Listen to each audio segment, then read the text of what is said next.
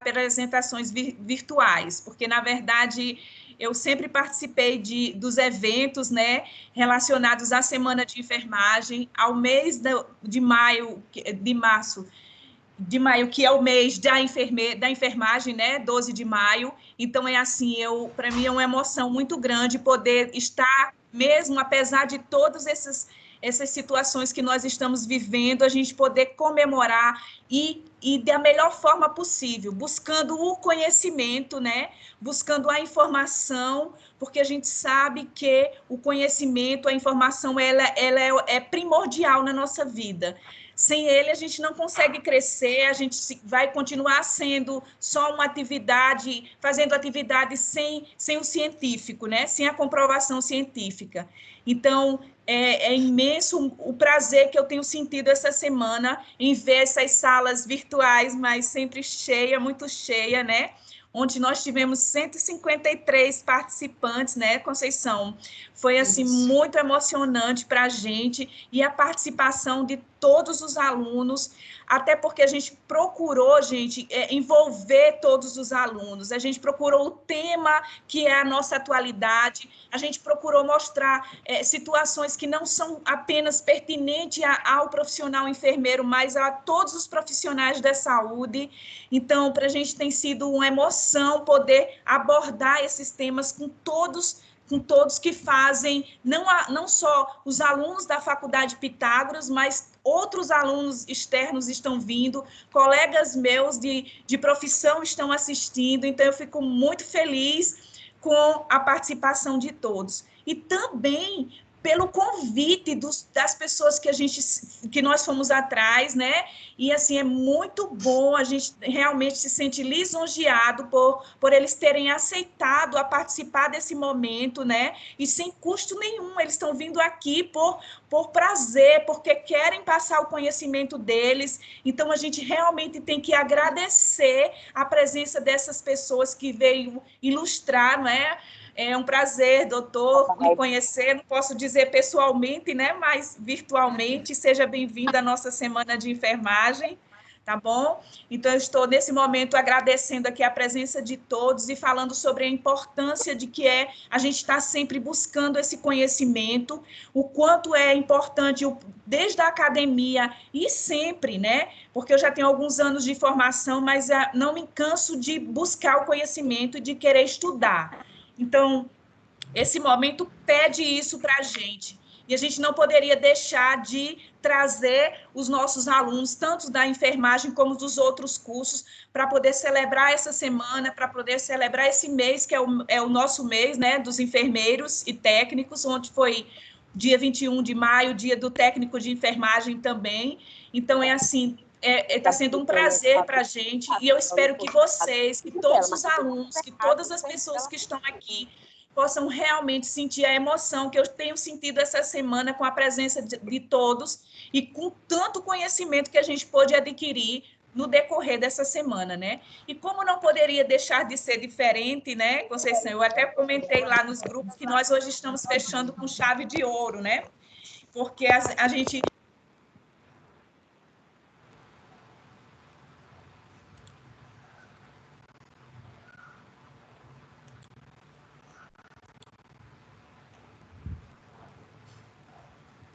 O microfone está desligado, o áudio. Ligou, o áudio. foi? O áudio. Desligado. Melhorou?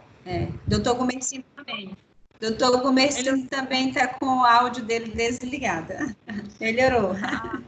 Pois é, então é assim, eu gostaria só de reforçar e agradecer a todos vocês, né, pela participação, que esse momento seja um momento tão prazeroso quanto foi para mim durante a semana, e que, mais uma vez, eu até coloquei lá nos grupos, que nós vamos fechar com chave de ouro, né, com a presença do Dr. Gomercindo, e que, assim, a gente tem mais que aproveitar esse momento, que são momentos únicos, né, e que venham mais conhecimento, que a gente possa fazer o diferencial do profissional hoje em dia, né? Então, sejam todos bem-vindos e uma excelente noite, tá? Obrigada, Conceição. Boa noite, doutor. Boa noite, Conceição. Mais uma vez, muito obrigada pela disponibilidade, tá? Gratidão mesmo por isso.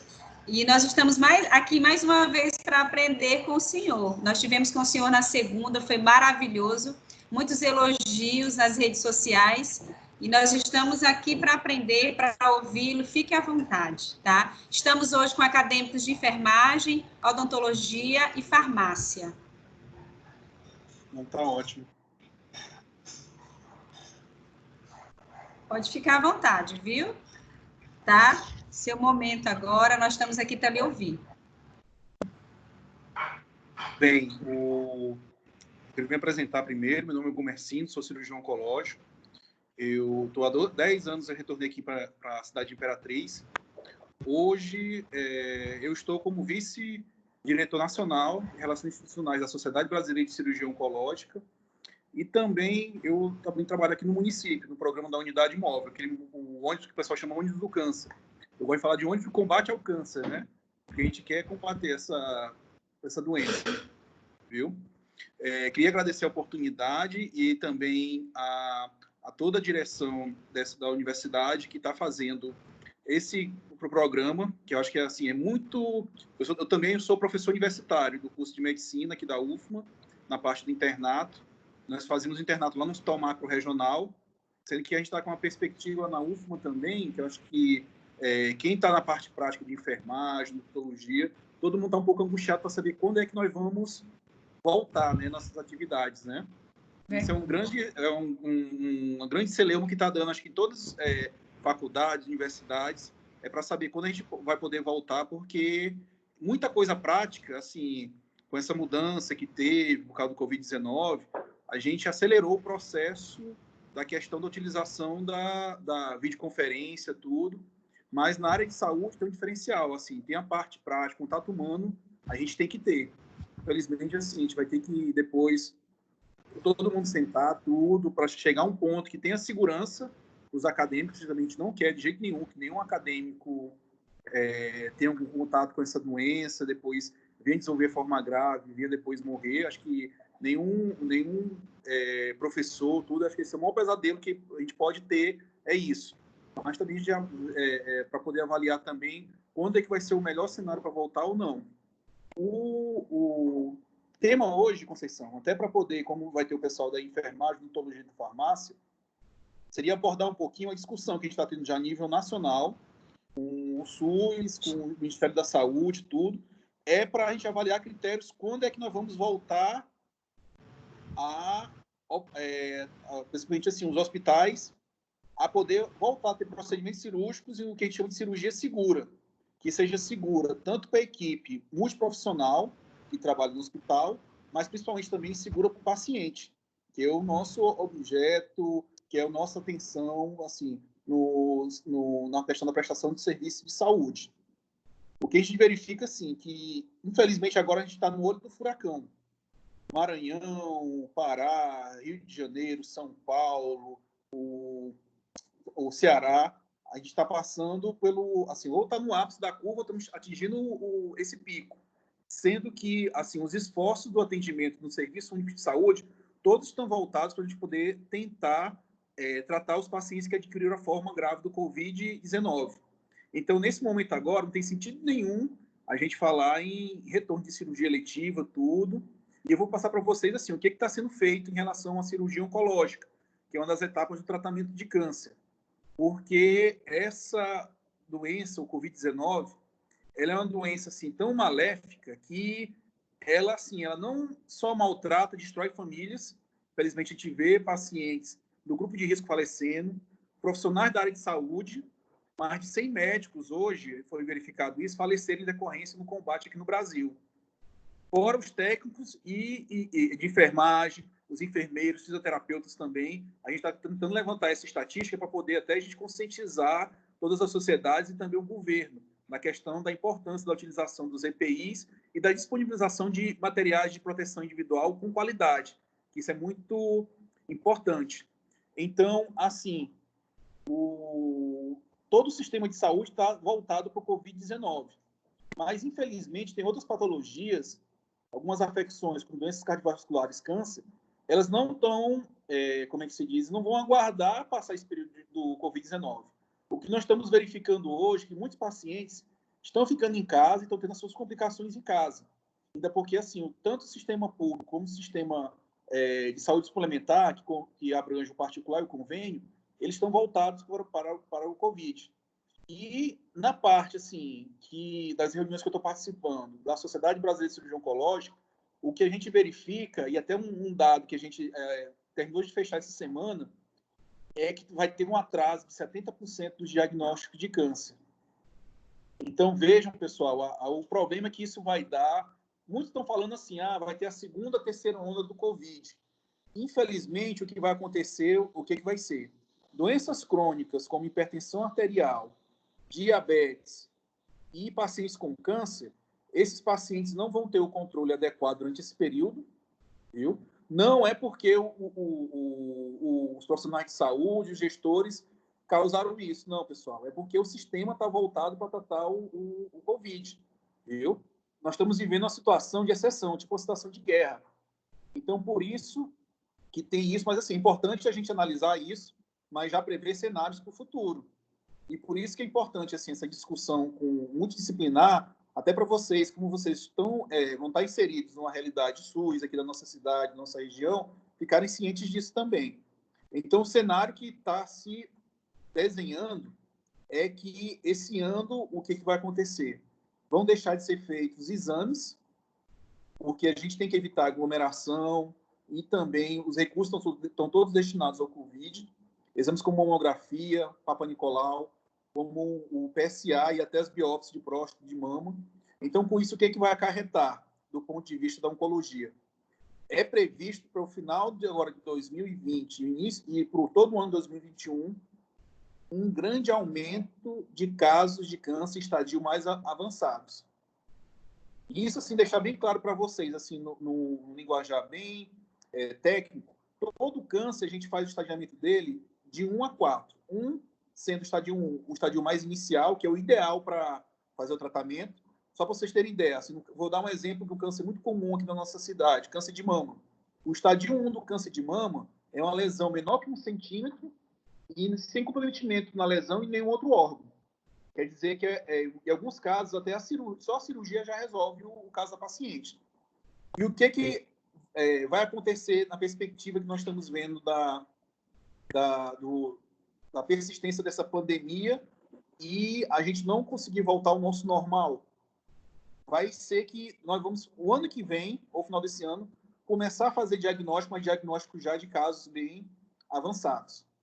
E com esse acúmulo vai acabar também sobrecarregando os serviços que fazem diagnóstico de câncer e também os hospitais que a gente chama de unidades de alta complexidade de oncologia, os UNACONs e os CACONs, que são centros de alta complexidade.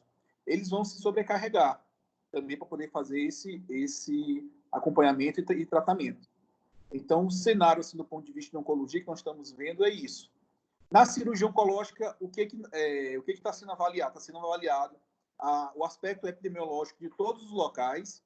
Vocês devem ter acompanhado o noticiário mundial, por exemplo, Portugal, Espanha, Itália, passaram do pico, está tendo uma diminuição de casos, e eles estão começando a reabrir os serviços de oncologia. Hoje, se vocês me perguntarem, doutor Gumercindo, paciente de câncer, o que está sendo operado hoje? Está sendo operado, pessoal, caso de urgência e emergência. Paciente, assim, que a gente vê que vai ter que se a gente não operar, pode levar ele a um dano muito grande ou até mesmo o óbito.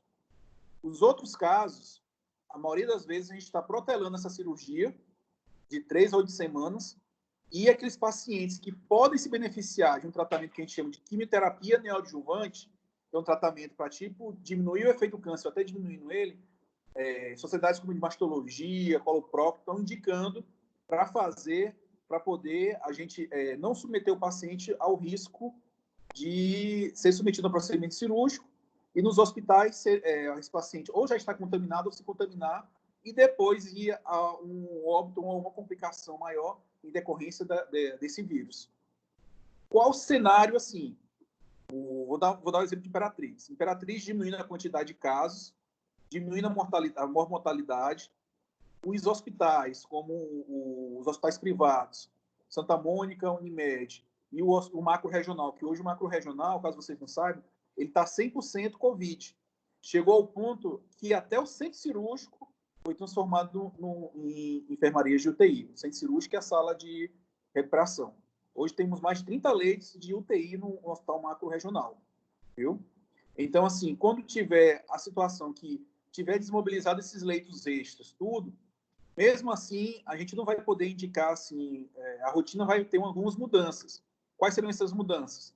A gente, na admissão do paciente, para poder fazer a internação para a cirurgia, tanto o paciente como do acompanhante, vai ser indicada a realização do anamnese, que é tipo um questionário para saber se ele está apresentando algum quadro gripal, se teve algum caso recente na família, tudo, e a realização de exames como o ELISA, IgG e IgM do Covid-19, SARS-CoV-2, e também tomografia computadorizada, para a gente avaliar se esse paciente já tem algum comprometimento pulmonar. Porque, assim, o que a gente fica preocupado com o Covid, principalmente, ele começa com uma infecção viral que acaba comprometendo um dos principais órgãos que ele acomete, é o pulmão, e existe uma fase que a gente chama de infecciosa, depois vai para a fase inflamatória e imunológica. Nessa fase inflamatória, por exemplo, se o paciente tiver algum processo que possa causar alguma imunodepressão, o paciente depois pode complicar por causa disso. Lembrando vocês, assim, que o tratamento cirúrgico, infelizmente, ele causa uma resposta inflamatória sistêmica e em alguns pacientes também ele causa uma diminuição da imunidade. Então, por isso que esses pacientes a gente tem que ter muito cuidado e vai se avaliar todo esse critério. No Brasil, a Sociedade Brasileira de Cirurgia Oncológica, por causa dessa pandemia e dos casos nos grandes centros, nenhum serviço ainda de oncologia está autorizado a voltar a operar normalmente. Como eu falei, a gente está seguindo esses protocolos de casos graves e urgentes. E o que está sendo feito, assim, por exemplo, o paciente tem procurou um mastologista ou cirurgião oncológico, tem uma lesão na mama suspeita de câncer, uma grande suspeição. Se para fazer o diagnóstico for só uma biópsia guiada por ultrassom, o paciente não tem risco de ser internado, pode ser feito ambulatorialmente, a gente está fazendo um diagnóstico desses casos, está sendo autorizado a fazer o procedimento, mas não é feito o tratamento final, que seria, no caso, a cirurgia. A gente está encaminhando para um oncologista clínico para começar a químio, até a gente avaliar aspectos epidemiológicos da nossa cidade, para poder autorizar a fazer o tratamento propriamente dito, viu?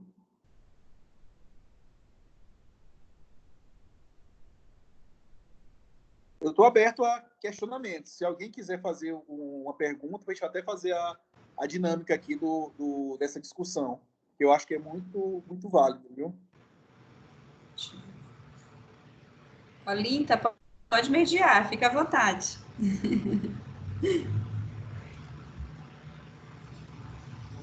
Está sem o áudio. Fechado. Microfone. É porque a gente fecha e depois esquece de abrir e fica nesse negócio aí, né? Eu vou deixar você à vontade também, mas eu acho interessante que a gente fale sobre isso, porque o que o senhor vem abordando aí, doutor, é um aspecto que a gente tem que levar em consideração. As pessoas têm que entender que, além dessa situação que a gente está passando do Covid, depois vocês estão deixando de atuar com pacientes que já são pacientes graves e que precisam de uma assistência, sempre precisaram e agora mais do que nunca vão precisar, estão deixando de prestar essa assistência, muitas vezes nas cirurgias, né, como você bem falou aí. Então, é assim, a minha preocupação hoje em dia é que ainda existe a população aqui de Imperatriz com essa falta de consciência, pode-se assim dizer, em relação à pandemia, porque a gente não está se dando conta desses pacientes que já vinham precisando de tratamento, né? E que agora eles têm que esperar para que esse quadro não se agrave, para que isso não piore mais ainda a situação. E eu costumo dizer mais que quando a gente trabalha em hospital, que a gente tem noção de quando chega em casa, que a nossa família está em casa, que está todo mundo em paz, mas que a realidade lá fora é outra. Quando você citou aí que hoje o centro cirúrgico do macro não é mais centro cirúrgico, é uma UTI, né? UTI. Então, veja só a gravidade da situação mediante a tudo isso que está acontecendo, né?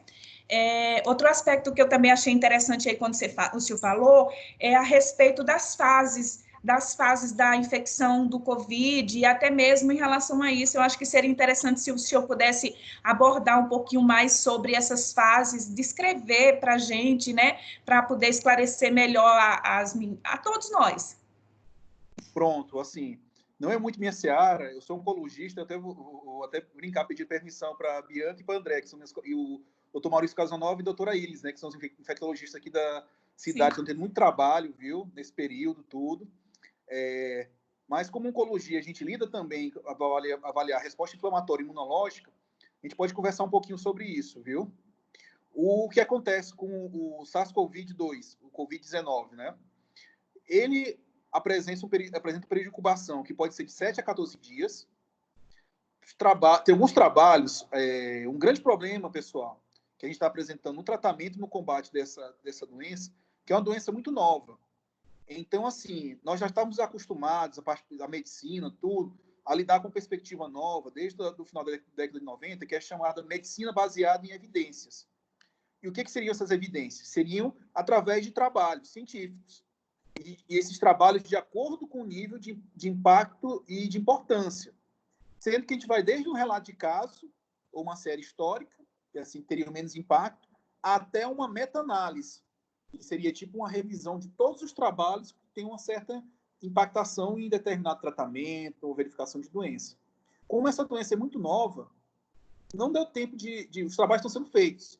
Só para vocês terem ideia, tem mais de 10 mil trabalhos sendo desenvolvidos no mundo todo, só voltado para o Covid-19. No Brasil, para vocês terem ideia, o Ministério da Ciência, Tecnologia e Educação liberaram uma linha agora que tem mais de 5 mil bolsas de CNPq só para pesquisa em relação ao Covid-19, de todas as especialidades que vocês imaginarem, não é só para medicina, não. Enfermagem, odontologia, para a gente poder adquirir conhecimento sobre essa patologia. O que a gente verifica fazendo análise desses trabalhos que já foram publicados em revistas periódicos chineses, ingleses, americanos? A gente verifica, assim, que é uma patologia que tem um grau, assim, ela em torno de 60% até 80%, em algumas séries, até 80% dos casos, o paciente não apresenta sintomatologia ou sintomas leves. Isso para um vírus é muito importante para quê? Para poder esse vírus ter um poder de se disseminar. Porque eu vou dar um exemplo para vocês, o Ebola. Vocês já devem ter visto desse vírus que ficava restrito a algumas regiões da África. Por que esse vírus não se disseminou para o mundo com uma pandemia como o SARS-CoV-2? Porque quando ele atingia o indivíduo, ele causava tamanho estrago naquele indivíduo que pouco percentual de pacientes assintomáticos era menos de 10, 5%. Ou seja, a maioria dos pacientes, mais de 80% que pegavam ebola, ficavam muito doentes e não tinham como se deslocar para outros locais. O SARS-CoV é o contrário, pessoal. Paciente jovem, rígido, sem serem obesos, com nenhum fator de risco, às vezes a pessoa vai ter o contato, vai ficar doente, vai ter aquele período de 2, 7, 14 dias que pode funcionar a pessoa como transmissor, podendo estar com infecção e transmitindo, e sem ter nenhum sintoma. E também, assim, ele sem sintoma também, ele é diferente daquela pessoa que não tem consciência, que está com sintomas gripais e está indo para a rua, não está usando máscara, tudo, e que está ajudando a disseminar. Essas pessoas, assim, disseminam sem ter esse problema. Quando o indivíduo, depois desse período de incubação, entra em contato, se o organismo, o sistema imunológico dele não tem a resistência adequada, ou tem uma comorbidade, principalmente pacientes idosos, a maioria dos trabalhos mostra assim, que o grupo que é mais prejudicado são pacientes acima de 60 anos que têm alguma comorbidade. No Brasil e nos Estados Unidos, levantou um alerta grande, porque começou a aumentar o percentual de pacientes jovens, principalmente pacientes jovens obesos. E geralmente, assim, a obesidade acaba causando uma síndrome que o paciente pode evoluir, o paciente pode ter, junto com a obesidade, hipertensão, diabetes, e todo paciente obeso, toda pessoa obesa, ela tem um aumento da sua atividade inflamatória. Então, o que acontece? O vírus, quando contamina a pessoa, ele fica se multiplicando, chega um ponto que ele tem o tecido de predileção dele, que é o tecido pulmonar. E ele começa a causar alterações, inflamações no pulmão. Essas inflamações têm várias linhas e, assim, umas pessoas avaliam que quando começa um processo inflamatório, também começa a aparecer alguns processos também tromboembólico, fazendo com que piore a perfusão desse pulmão. E o paciente, assim, tem a fase que entrou em contato com o vírus, tem o início da infecção de sintomas, os sintomas são os mais variados. A gente avalia que o paciente pode ter cefaleia, pode ter febre cerca de 80% pode apresentar, mas existe um grupo de 20% que não apresenta febre, quando o paciente tem sintomas. Um dado, o paciente perde o olfato e também tem diminuição do paladar, principalmente nos casos leves verifica isso. O paciente pode evoluir com tosse seca, e essa progressão da tosse, associada depois com a dispneia, é que vai fazer essa diferenciação da fase leve para o início de sintomas e também para a piora desses sintomas. Com o início da complicação pulmonar, começam a ocorrer alterações inflamatórias no pulmão. E existe um padrão que os chineses verificaram isso desde janeiro, já viam isso já. Na tomografia de tórax, começou a verificar um padrão chamado vidro fosco.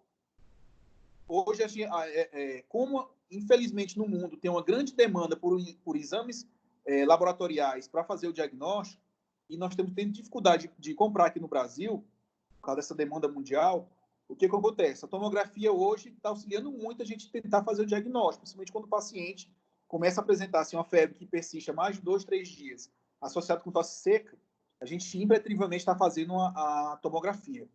Muitos devem estar perguntando, doutor, e o raio-x resolve não? O raio-x pode apresentar sinais, mas é quando está com mais de 40%, 50% do pulmão comprometido. Já a tomografia, não. Com 20% você consegue fazer o diagnóstico e é a fase ideal para a gente poder fazer o tratamento. O que ocorre depois dessa fase inflamatória?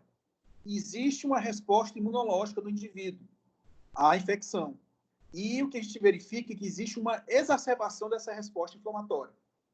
Resposta imunológica, perdão.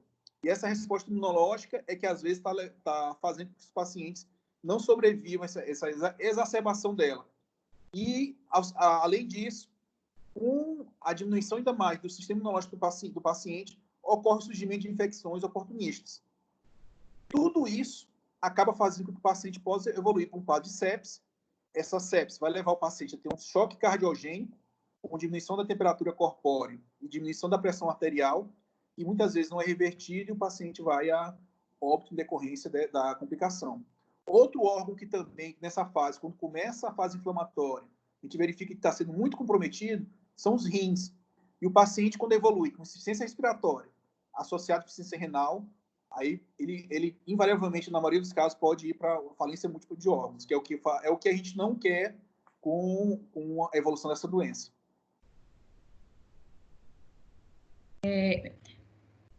Não, se não tiver, eu gostaria de saber o seguinte, doutor, em relação ao câncer em si, né? Em relação à epidemiologia do câncer aqui dentro da nossa cidade, como é que o senhor poderia nos dizer como está sendo feito esse diagnóstico do câncer em relação ao diagnóstico e faixa etária? Quem mais é acometido com o câncer de pulmão e como é realizado esse diagnóstico ou até o tratamento do câncer aqui em Imperatriz?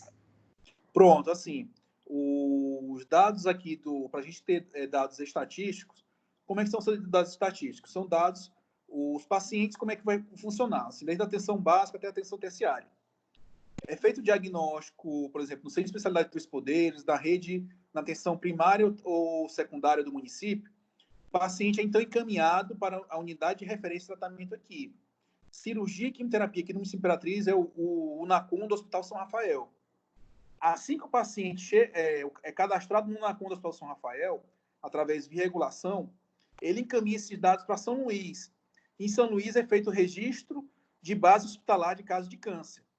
Com esse registro, todos os anos eles são mandados esse registro para o Instituto Nacional do Câncer, que é o INCA, que é a referência do Ministério da Saúde para poder... E eles fazem um levantamento para poder fazer estimativa. Infelizmente, no Brasil, diferente da Europa, dos Estados Unidos, a gente tem um problema ainda com alguns dados epidemiológicos e esse censo. Por exemplo, tem uma estimativa do Instituto Nacional do Câncer para o Maranhão todo, para 2020, em torno de 7.100 novos casos de câncer. Viu? No estado todo. A gente não tem ainda precisão para os casos de Imperatriz. A gente não tem, porque acaba misturando com os dados de São Luís. Mas a gente verifica assim, qual o câncer mais comum do estado do Maranhão, entre homens e mulheres? É o câncer de pele não melanoma. Depois desse tipo de câncer, qual é o mais comum em mulheres? A gente tem o câncer de mama e o câncer de colo uterino. Até 2018, o câncer de colo uterino era maior que o câncer de mama. Hoje em dia está quase como se fosse um empate técnico. Teve esse caso. Nos homens, é o câncer de próstata, o mais comum. O câncer de pulmão, ele é o 4º a 5º no Maranhão feminino e o 4º no sexo masculino. E como é que a gente faz o diagnóstico de câncer de pulmão aqui no município? O paciente ele é avaliado, principalmente com queixas de perda de peso, uma tosse persistente há mais de 15, 20 dias. Geralmente, esses pacientes eles são avaliados nas UBS. O médico avalia, a enfermeira, o médico faz um tratamento. Caso persista essa tosse, ou evolua com alguns quadros, como o paciente tossir, sai uma secreção serossanguinolenta, a gente tem que descartar alguns processos infecciosos, que infelizmente tem uma grande incidência aqui no Maranhão e Imperatriz, como tuberculose. É feito o estudo do BAR, né? 3 amostras de descarro, e também é feito o teste do PPD. E também solicitado exame de imagem. Começa com a radiografia. Se mostrar alguma lesão, o paciente vai ter que fazer uma tomografia de tórax. Com a tomografia, e dependendo da lesão, se é uma lesão que está próximo dos brônquios, a gente pode usar o recurso de fazer um exame chamado broncoscopia. É um exame como se fosse endoscopia, só que ela vai pela via aérea e dá para fazer a avaliação do pulmão e dos brônquios do paciente.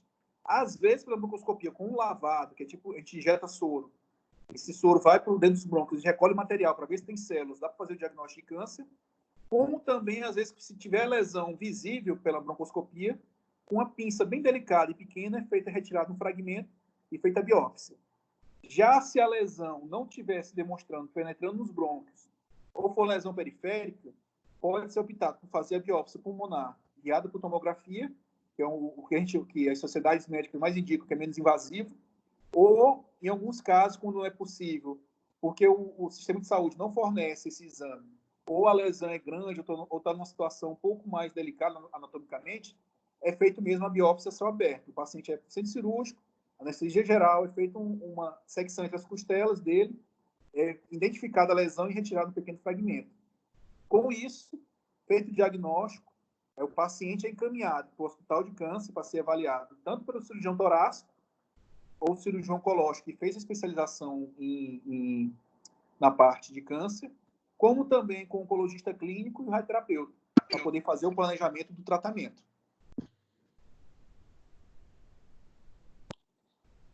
Doutor, só para encerrar minha cota de perguntas, né, aqui, eu gostaria de saber se depois desse tratamento cirúrgico, se ele, mesmo assim, esse paciente ainda vai ser necessário fazer algum outro tratamento, tipo quimioterápico, ou só o acompanhamento normal, como seria depois desse procedimento cirúrgico? Depois do procedimento cirúrgico, é avaliado a questão, a peça é mandada para fazer um exame que a gente chama anatopatológico.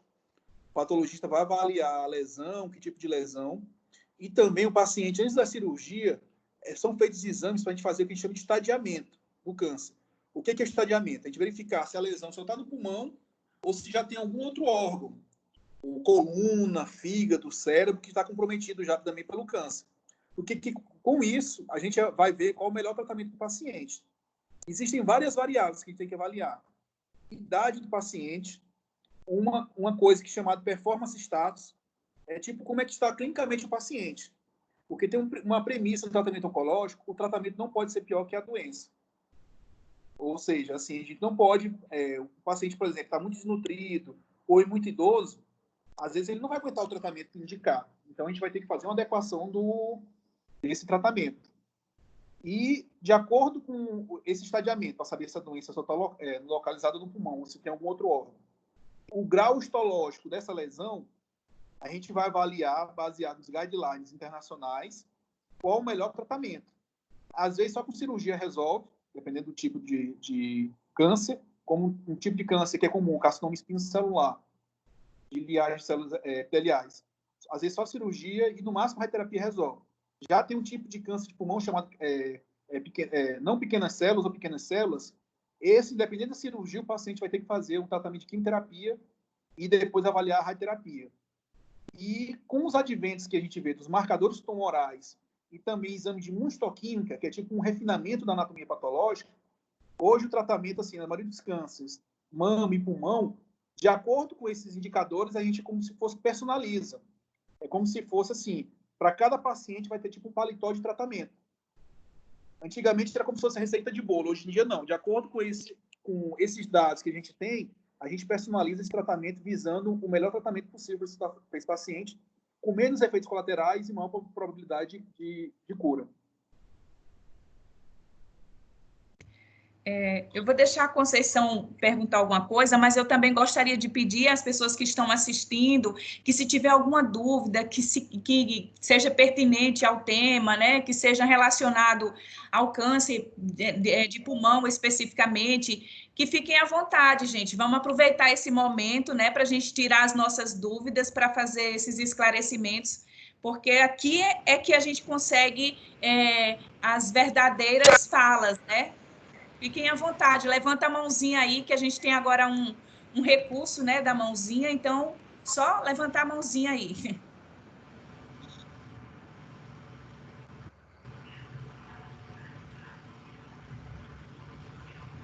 Pode conduzir, Conceição.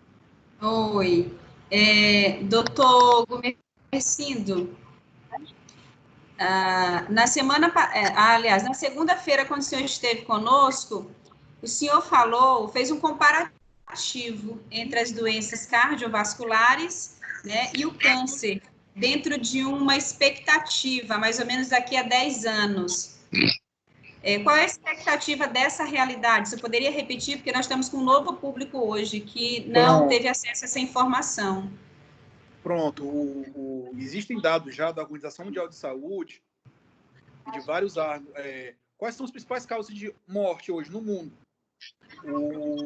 São doenças cardiovasculares, tanto nos países desenvolvidos como subdesenvolvidos. Câncer é a segunda nos países desenvolvidos. Em alguns países subdesenvolvidos, são doenças infecto-contagiosas ainda. Em terceiro, câncer. A perspectiva que tem, em decorrência da melhoria do sistema de vacinas, do diagnóstico de doenças crônicas, como hipertensão, diabetes, no tratamento também, viu? O advento do cateterismo, a melhora nas unidades de terapia intensiva, é que nos países desenvolvidos, a partir de 2030, nós estamos em 2020, daqui a 10 anos, o câncer vai ser a principal causa de óbito nesses países. E a segunda nos países em desenvolvimento. Sendo que vai ser uma verdadeira epidemia mesmo, viu? E o pior, assim, é que existe alguns tipos de câncer que, através de câncer coluterino, a gente tem vacina, tem como diminuir a incidência.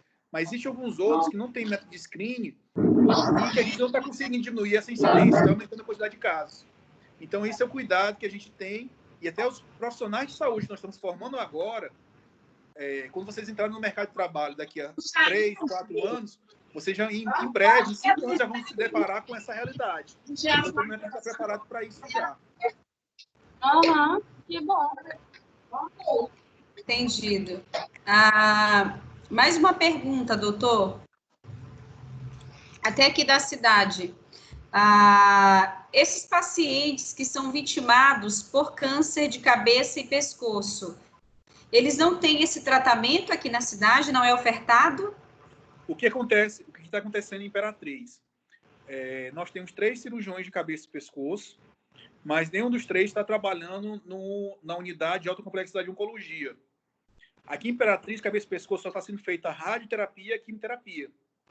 Mas caso o paciente precise de cirurgia, a gente está referendando os pacientes para São Luís ou para Caxias. Em Caxias tem um hospital regional do estado que tem um NACOM e tem cirurgião de cabeça e pescoço. Na rede de atendimento aqui de Imperatriz, a gente tem essa falha ainda, no caso do SUS, para cabeça e pescoço. Na parte da saúde suplementar, convênio privado, não. Esses 3 profissionais atendem.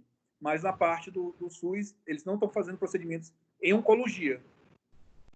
Entendi. Então, falta o profissional, né? Cabeça e pescoço, dentro Isso, dessa equipe. Na verdade, está faltando o serviço, recontratar o profissional para poder ele voltar a trabalhar. Eles têm até interesse, mas está faltando ainda essa interface, né? Entendido. Eu tenho mais uma pergunta só, minha, Conceição. Depois eu passo aí para o aluno que quer perguntar. Tem certos tipos de tumores malignos que levam anos para se desenvolverem. Esses tumores, doutor, são os mais agressivos? Assim, às vezes não.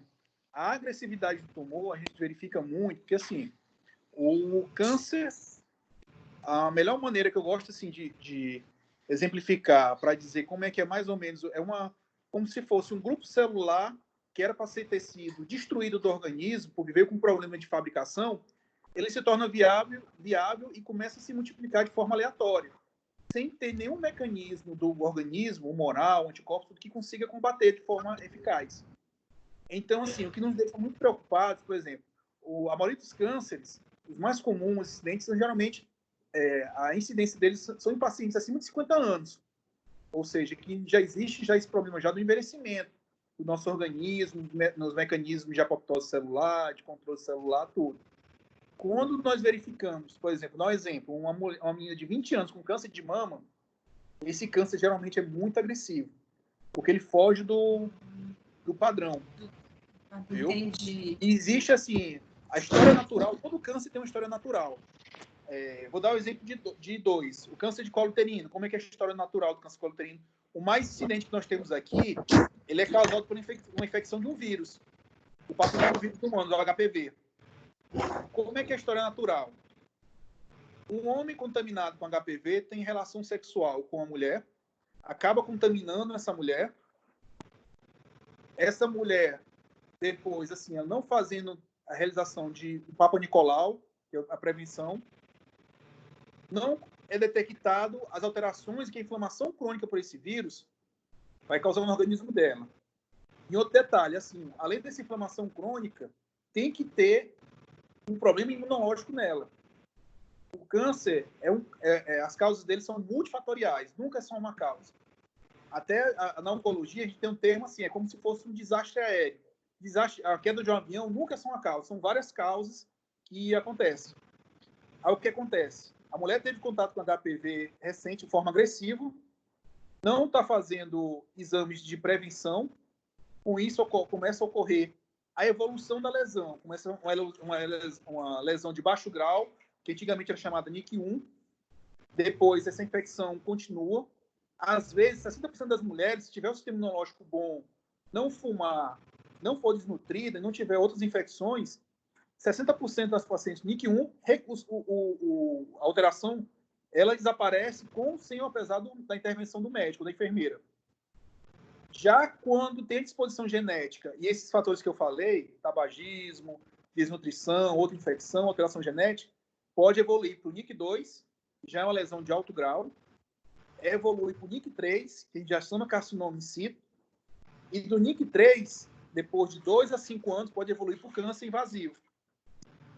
Essa variação em mulheres é de 5 até 10 anos.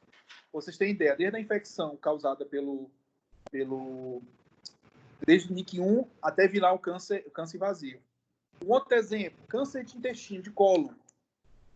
Começa com uma alteração na mucosa da glândula, que reveste internamente o colo, vai formar como se fosse um pequeno nódulo, chamado pólipo. Se a pessoa não procurar um médico com esses sintomas de constipação, ou esse pólipo pode sangrar, causando uma pequena quantidade de sangue nas fezes. Depois de um período de 2 até 10 anos, esse pólipo pode evoluir com a degeneração, formar um pólipo atípico, e do pólipo atípico formar uma lesão que a gente chama de adenocarcinoma. E isso já é a lesão invasiva, o câncer propriamente dito. Então, assim, todo câncer tem a história natural. O importante, o que é fazer o diagnóstico dele na fase inicial. E isso que é o segredo do tratamento e da cura. Um detalhe, assim, até para instigar vocês, em decorrência das discussões que nós estamos tendo em relação ao Covid-19. existe cura do câncer, na maioria que a gente, assim, um tratamento assim, que cura 100%.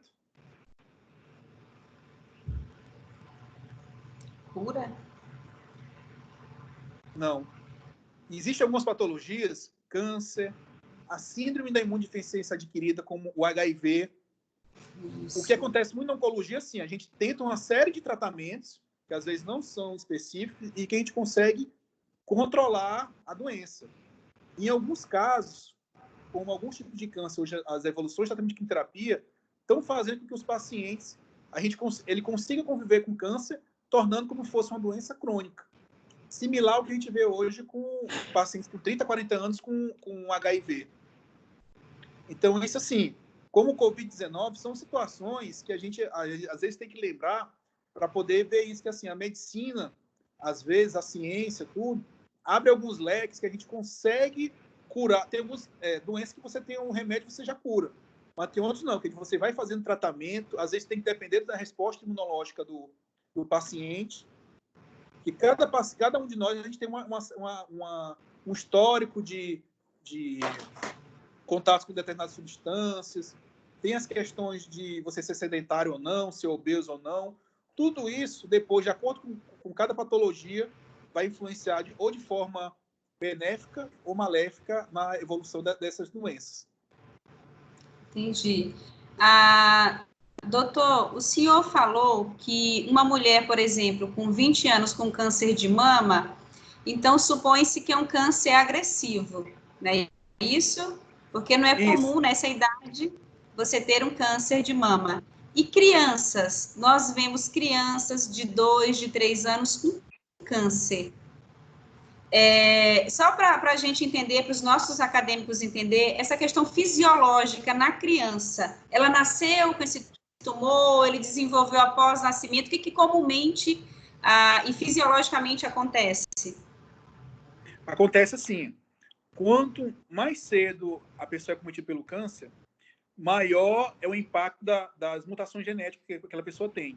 Porque não deu tempo dela entrar em contato com os outros fatores que possam causar exógenos do câncer.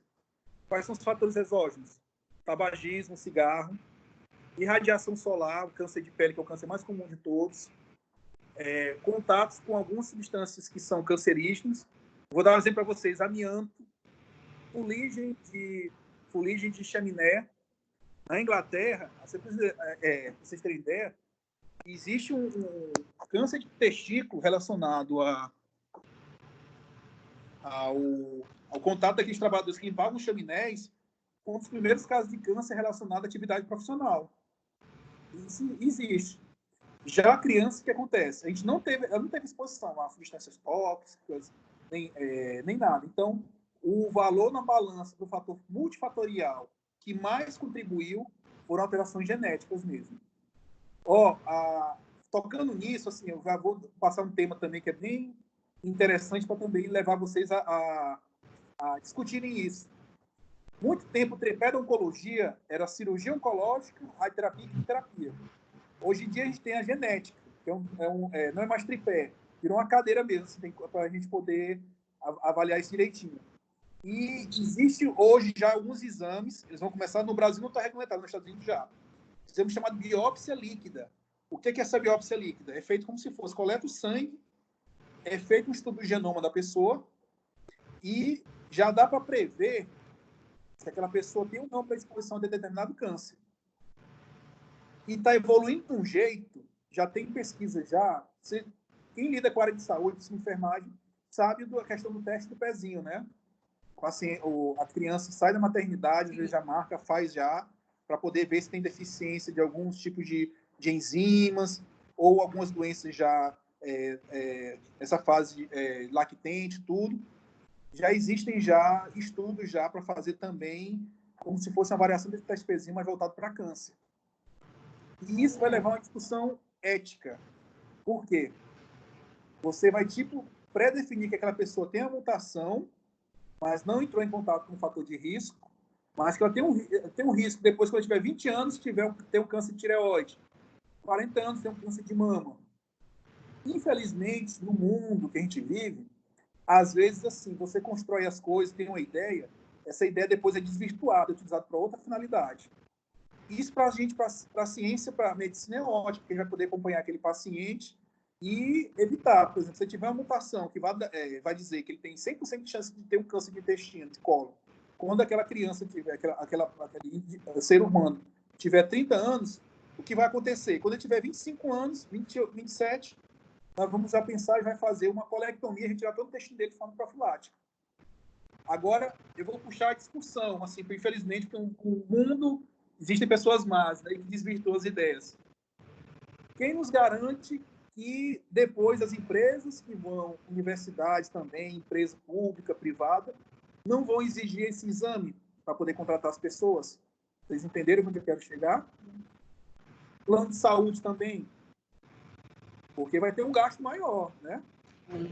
Então, são isso tudo discussões éticas que, assim, que o avanço da oncologia vai levar, vai beneficiar, mas que também pode piorar a qualidade de vida desses indivíduos.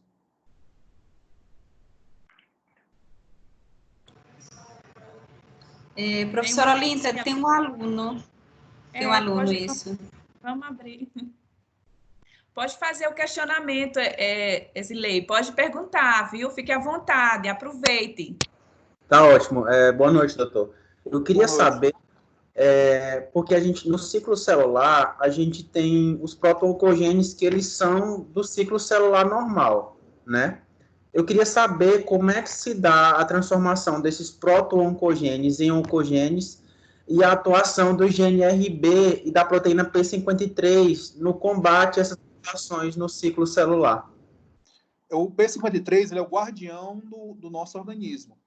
O que ocorre assim, existe já uma programação para poder essa célula ter o início, ela se dividir e depois morrer.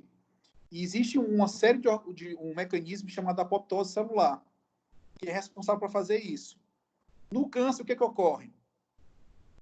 Esse mecanismo, em determinado momento, é perdido, em decorrência de fatores externos ou fatores genéticos mesmo. Ou a questão está relacionada também com processos oxidativos. Tudo isso está sendo estudado e avaliado. Algumas vias já são clássicas, a gente já consegue estudar. Mas, de maneira assim, para falar assim, ocorre a falha na apoptose. Aquela célula que era para morrer, ela fica como se fosse uma célula imortal. Para você ter uma ideia, hoje existe na medicina um ramo, o pessoal da clínica médica está seguindo muito, que é chamado medicina anti-age, para poder tentar fazer com que as pessoas vivam mais. E eles estão estudando essa questão dos proto-oncogenes, tudo para poder tentar ver como é que seria para essa célula viver mais, mas sem perder o controle celular. É como se fosse uma fábrica. A fábrica tem a linha de montagem, chega um determinado momento e tem como é que eu posso dizer para vocês? Vai ter como se fosse um controle de qualidade. Se nesse controle de qualidade aquela célula não está de acordo, a apoptose é como se fosse aquele setor que vai descartar aquela embalagem ou produto. No caso do câncer, o que acontece? Esse mecanismo falha. Essa célula ela não é destruída e depois ela se torna viável, se multiplicando e depois formando até um tecido. E esse tecido é totalmente anômalo. Não tem mecanismo, assim, ele vai criando novos vasos sanguíneos, que é a questão também da neoangiogênese que pode ocorrer nesse tecido, e ele vai se desenvolvendo. Chega ao ponto que ele pode, algumas células desse tecido, atingir os vasos linfáticos, ou mesmo os capilares, as veias e as artérias, e vai começar a ocorrer a disseminação dessa célula para os outros organismos. E isso é o fenômeno que depois, se essa célula se tornar viável em outro órgão, é o que a gente chama de metástase, que é o grande temor de todo oncologista quando está cuidando com o paciente. Porque, infelizmente, quando chega essa etapa de metástase, são poucos os casos que a gente consegue tratar e o paciente ficar curado. Um exemplo é câncer de testículo. Alguns pacientes com metástase, hoje a gente consegue controlar e o paciente ficar curado. Em outros, a gente consegue deixar o paciente como se fosse doença crônica. Alguns casos de câncer de mama. Existe hoje, alguns casos de leucemia e linfoma, e também na oncologia de maneira geral, um tratamento que está mais em voga, está mais recebendo investimento em tecnologia e recursos financeiros, é um tratamento chamado imunoterapia. Não é quimioterapia, é imunoterapia. Essa imunoterapia, o que é feito? É feito como se fosse para estimular o próprio sistema imunológico do paciente a combater essa célula e esse tecido anômalo, fazendo com que ocorra a resposta, ou curando o paciente, ou fazendo que aquela infecção a proliferação desse tecido não aumente, fazendo com que o paciente se torne como se fosse um portador crônico do câncer.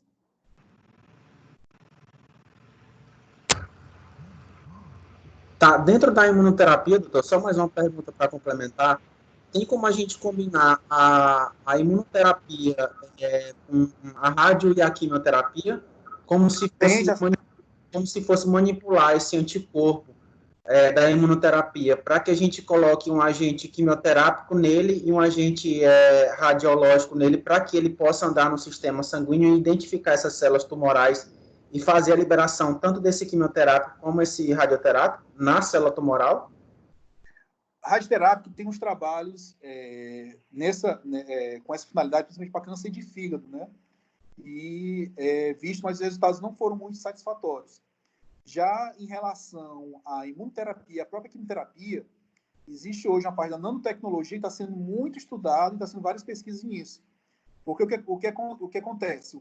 O quimioterápico clássico, ele atua destruindo células que têm porque a célula tumoral, esse tecido, ele tem uma duplicação celular mais rápida que o tecido normal. Então, a maioria desses quimioterápicos atingem células que têm essa duplicação aumentada.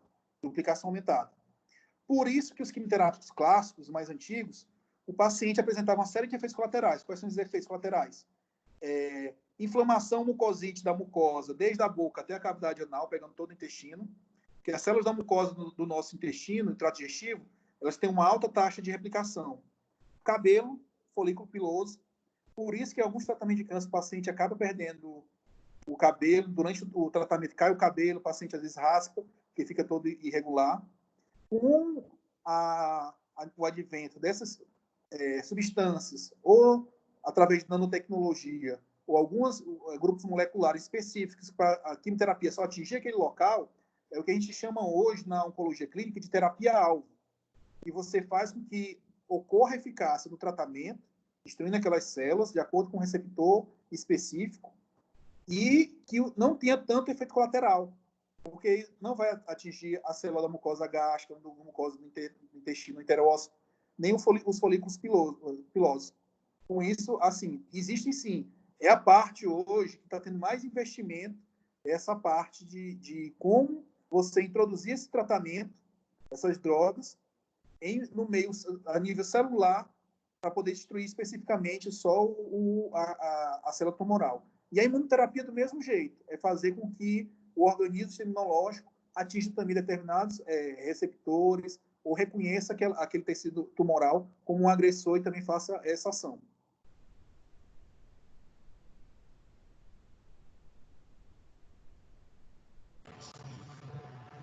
Tem uma mãozinha aí, da Brenda Pura. Uhum. Professores, boa noite, né? Doutor, boa noite. Professora, eu já fui contemplada na pergunta do meu colega e era a dúvida que eu tinha. E o doutor já explicou. Muito obrigada, viu? Mais alguém, gente? Fiquem à vontade, viu? Podem me perguntar, inclusive eu achei muito pertinente aí esses últimos questionamentos, acho que a gente tem que se interessar mesmo por isso. Enquanto vocês veem aí outra pergunta, eu gostaria só de reforçar aqui que o doutor Gomesini falou sobre a importância, falou, na verdade, assim, do câncer de mama e de colo de útero, e essa semana a gente teve outras palestras que nós abordamos também a importância do SUS, né, do nosso SUS, nesse contexto aí que a gente está vivendo. E uma das coisas que eu gosto muito de lembrar é sobre o tratamento em relação, não é nem tratamento, é a prevenção, né? Os níveis de atenção de acordo com a prevenção. Nós que somos profissionais da saúde, a gente pode atuar em qualquer nível, em qualquer área, e aí os meus alunos especiais, especialmente os da enfermagem, que nós ainda estamos nos primeiros períodos da enfermagem, né? Até o terceiro período nós temos na faculdade. E, assim, é para a gente dar uma ênfase maior nessa assistência e nessa prevenção, porque a gente sabe que o câncer ela é uma doença que ela só vai aparecer mesmo os sinais e sintomas, né, a maioria das vezes, depois de longos anos, né, de alguns anos. E aí esse momento é um momento que a gente tem que dar importância nesse tratamento, na prevenção, e a gente poder estar fazendo essa assistência. Mas e quando isso acontece, quando a gente começa a perceber os primeiros sinais em relação ao câncer, em especial câncer de colo de útero ou câncer de mama, como é que a gente pode definir esse tratamento? Então, ele é feito desde da unidade básica de saúde, onde o profissional, até o enfermeiro pode fazer a coleta, né, do citopatológico, e aí depois desse resultado dando positivo de acordo com esse resultado, como é encaminhado esse paciente, essa paciente especificamente para as unidades? Eu vou citar o exemplo, assim, muitos de vocês não devem saber, mas assim, hoje Imperatriz é referência no Norte e Nordeste na questão da integração da equipe de atenção primária, desde a agente comunitário de saúde, e Imperatriz tem um ambulatório de oncologia, e nós temos a unidade móvel de combate ao câncer, que foi fruto de uma parceria da Fundação Vale, junto com a Fundação Pio XII, que é mantenedora do Hospital do Câncer, que hoje é o Hospital do Amor, lá de Barretos. E, assim, eu sou suspeito para falar que eu fui um dos entusiastas desse projeto, e junto com a enfermeira Vilenice, a gente coordena desde o início esse projeto. A enfermeira Vilenice hoje é a coordenadora da oncologia do município, viu? Eu até brinco que ela é minha chefe hoje, aqui no município de Imperatriz. E, então, como é que funciona? Eu vou dar um exemplo de Imperatriz para vocês verem que não é coisa assim, muito abstrata. O programa da unidade móvel. Nós conhecemos, sabemos que existem alguns exames que são chamados de exames de screening. O que são exames de screening? São exames que a gente pode fazer no paciente em determinada faixa etária e que esses exames podem nos ajudar a fazer o diagnóstico precoce de vários tipos de câncer. Graças a Deus, a gente consegue para os cânceres mais incidentes aqui no Maranhão e Imperatriz. Quais seriam os cânceres mais incidentes? De maneira geral, o câncer de pele. No homem, o câncer de próstata, que a gente utiliza o PSA. O PSA, pessoal, não é um modelo aceito universalmente, mas aqui nos modelos que o Hospital de Barretos utiliza, eles têm um resultado muito bom, a gente também tem uma casuística muito boa. E na mulher, existe já métodos consagrados. O screening de colo uterino é o exame de Papa Nicolau, um exame criado pelo médico grego-americano Giorgio Papa Nicolau. Esse exame existe há mais de 60 anos, pessoal. E o triste, eu vou falar uma coisa para vocês aqui, ele custa menos de R$19 pelo SUS, tem recurso para fazer e a cobertura de Imperatriz não chega a 60%. Pra vocês terem ideia. Viu? Pela lei indicação do SUS, quem que pode fazer esse exame Papa Nicolau? Existe uma regulamentação a partir do início da vida sexual da mulher, ela já pode começar a fazer até os 60 pelo SUS. Mas assim, dos 25 até os 69 anos, e a mamografia, pelo Instituto Nacional do Câncer, é dos 50 aos 70 anos. Só que nós utilizamos aqui em Imperatriz o protocolo da Sociedade Brasileira de Cirurgia Oncológica e da Sociedade Brasileira de Mastologia. Também várias sociedades internacionais utilizam, que é a partir dos 40 anos, dos 40 até os 70 anos. Como é que é feita a integração? E como é que funciona o programa da unidade móvel? Vou explicar para vocês. Nós temos nossa ponta de lança no sistema de saúde, um profissional que eu respeito muito, que eu agradeço todos os dias a existência deles e a ação deles, que são os agentes comunitários de saúde. Esse agente comunitário, assim, o que ele faz para a gente? Eu vou dar um exemplo. Nós vamos fazer uma atividade no Bacuri. Vilenice, a nossa coordenadora, que é enfermeira, ela marca reunião com as coordenadoras dos postos de saúde, que geralmente são enfermeiras, e elas fazem com os agentes comunitários de saúde. Os agentes comunitários de saúde, que na enfermagem sabe, eles fazem como se fosse um censo da sua região. Então, eles sabem, naquelas famílias que ele é responsável, quantas pessoas têm de 25 a 60 anos, quantas mulheres têm acima de 40 anos, e com isso ela faz o levantamento. Aí eu vou dar um exemplo. A gente pegou um posto no Bacuri. Tem 10 agentes comunitários de saúde naquele posto que a gente vai realizar a campanha. Cada agente vai dizer para a gente, eu tenho 50 mulheres nesse perfil para fazer mamografia e tenho 100 para fazer a prevenção. E eles passam para a coordenadora do posto e a coordenadora passa para o vilenice. Então, a gente manda um ônibus para poder potencializar a realização dos exames de acordo com a demanda. E tem assim, é feito, por exemplo, um dia, nós temos a capacidade de fazer 60 prevenções num turno no ônibus. O agente comunitário de saúde tem 100 mulheres. Então, ele manda uma parte de manhã, outra tarde e uma outra no outro dia. Mas de forma que a gente cubra toda a população.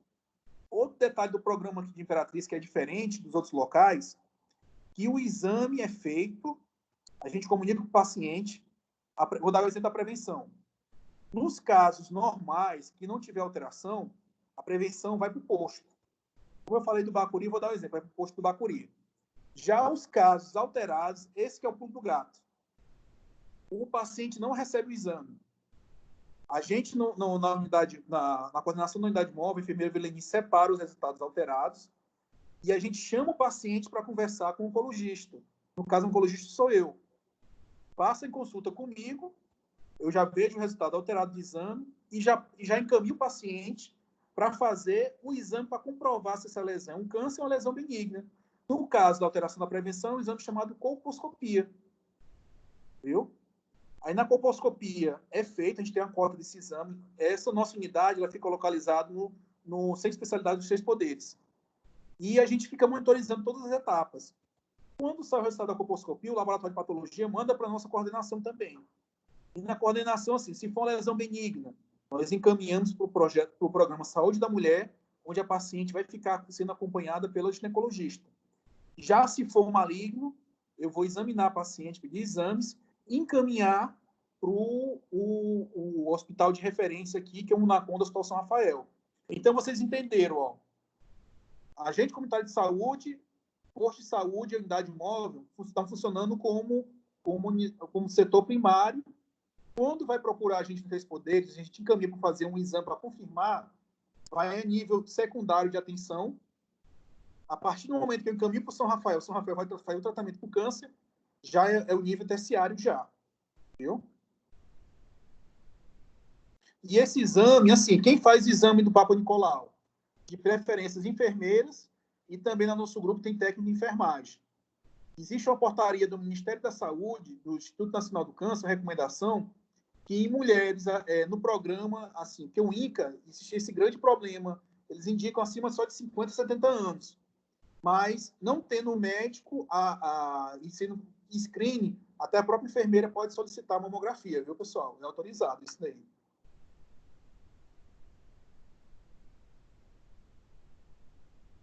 Tem o Cleiton aí, né? Cleiton Rodrigues. Acho que ele tem uma pergunta aí para o doutor Gomesindo.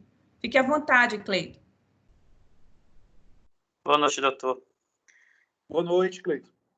Eu gostaria de perguntar, ainda agora o senhor falou sobre a questão do câncer do pulmão, de chegar até o cérebro, né? Uma possibilidade de ser...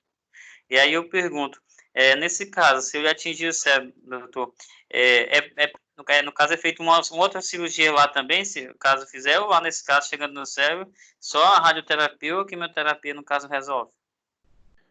Às vezes, assim, qual a situação? Se desde o início, quando for feito o diagnóstico, o paciente já tiver esse comprometimento do cérebro, que a gente chama metástase, o estadiamento dele vai para o estadiamento 4, já doença muito invasiva. Então, geralmente, são feitos tratamentos de quimioterapia para tentar controlar o crescimento da metástase, viu? Aí, nesse caso, assim, já se for o contrário, o paciente, por exemplo, só tinha uma lesão no pulmão, foi feita a cirurgia, depois a quimio e rádio. Todo paciente, Cleiton, que é feito tratamento de câncer, desde um câncer simples de pele até um câncer mais avançado de fígado, vias biliares, existem protocolos internacionais que o Brasil segue, esse paciente é acompanhado durante 5 anos. E nesses 5 anos, Nos 2 primeiros anos, o paciente é feita a avaliação com a equipe de oncologia a cada 4 meses. Então, são feitas 3 consultas no primeiro e segundo ano. Do 3º ao 5º ano, são feitas consultas semestrais, 2 vezes no ano. Justamente para a gente poder avaliar se a gente conseguiu controlar o câncer ou se surgiu alguma outra lesão. Então, voltando para o exemplo que você falou, o paciente com uma lesão no pulmão, foi feita cirurgia, químio, rádio, foi feito acompanhamento, depois o paciente pode ter evoluído com uma célula, essa célula se desenvolveu como uma metástase cerebral. Nesse caso, assim, depois do tratamento, é feito o tratamento de quimioterapia. Se, com o passar do tempo, verifica-se que essa lesão não progrediu, não cresceu, não apresentou outra lesão no outro hemisfério cerebral ou no mesmo hemisfério, pode-se conversar com a equipe de neurocirurgia para avaliar a questão de uma neurocirurgia para retirar ela. Mas são casos muito raros, viu, Cleiton? Geralmente, o controle é feito só com quimioterapia e, em casos, principalmente de câncer de pulmão ou metástase cerebral, os índices de cura são muito baixos. Ficando assim, em oncologia, a gente usa um termo que a gente faz a avaliação de todos os tratamentos com a sobrevida em 5 anos. O paciente estadio 4, da maioria dos tipos histológicos, câncer de pulmão, já com comprometimento do cérebro, é menos de 15%, assim, se você avaliar em 5 anos. O que isso quer dizer? Se eu pegar um grupo de 100 pacientes que estão com esse quadro de câncer de pulmão, já com comprometimento do cérebro, se a gente avaliar esses 100 pacientes durante 5 anos, só 15 vão estar vivos. 85 vão ter falecido em decorrência da doença. Muito obrigado, professor. Nada de expor. Professor. Pode falar, Cláudia. Boa noite. Boa noite. É uma dúvida mesmo. É porque eu passei um tempo morando no Espírito Santo e a minha tia... Aí eu vim embora para cá, né? E a minha tia me ligou. Isso tem mais ou menos uns 5 anos. Ela já faleceu. Só que eu queria tirar essa minha dúvida decorrente do que aconteceu com ela. Ela me ligou e disse que fez um exame e os médicos diagnosticaram que ela estava com fungo no pulmão. E eu sei que o quadro dela evoluiu muito rápido, sabe? Foi coisa assim de mais ou menos 1 mês e meio, mais ou menos, para ela vir a óbito. E aí, eu sempre fiquei mantendo esse contato com ela e ela falando, não, eles só falam que é o fungo, que eu tenho que fazer quimioterapia e tudo. E eu sei que ela veio a óbito e até hoje eu me pergunto o porquê esse fungo, sendo que ela tinha o hábito de fumar, né? E de ingerir bebida alcoólica. Eu queria saber se esse fungo se deu por conta do tabagismo e do álcool. Eu queria que o senhor me explicasse um pouquinho, por favor. Assim, infecções fúngicas no pulmão não são as infecções mais comuns. A infecção fúngica está mais relacionada com algum grau de imunocomprometimento do paciente. O que pode causar esse imunocomprometimento? Alguma doença crônica. Vou dar um exemplo, assim, o paciente tem algum problema, um lúpus que precisa tomar corticoide, imunomoduladores, paciente que fez um transplante renal, que toma uma droga também para evitar rejeição, paciente que ingere bebida alcoólica, tabagismo de longa duração, pode fazer também com que esse paciente tenha um comprometimento imunológico, viu? Existem alguns tipos de infecções que causadas por fungo, que causam deterioração. E o tratamento é bem agressivo. Existe uma medicação chamada anfotericina, que ela causa uns efeitos colaterais similares à quimioterapia. Por isso que falaram que era tipo quimioterápico, né? Não é um quimioterápico, assim, clássico, mas é uma droga muito forte, muito pesada. E, em decorrência, assim, a gente teria que saber se foi feito biópsia ou a broncoscopia para saber que tipo de fungo que existe. Com a broncoscopia, dá para escolher o líquido e fazer o que a gente chama de cultura de secreção. Com essa de cultura de secreção, a gente consegue identificar bactérias e fungos.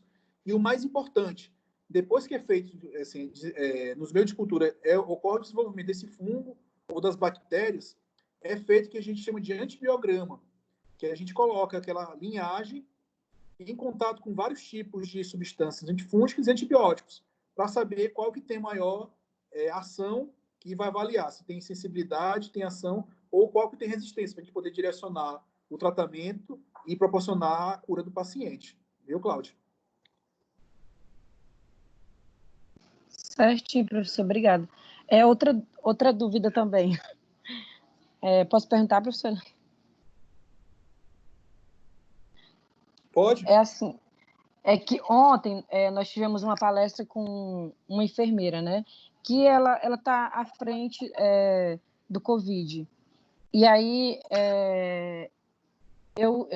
que a gente sabe que, como o senhor mesmo citou, que os sintomas, o vírus ele fica incubado de 7 a 14 dias, né?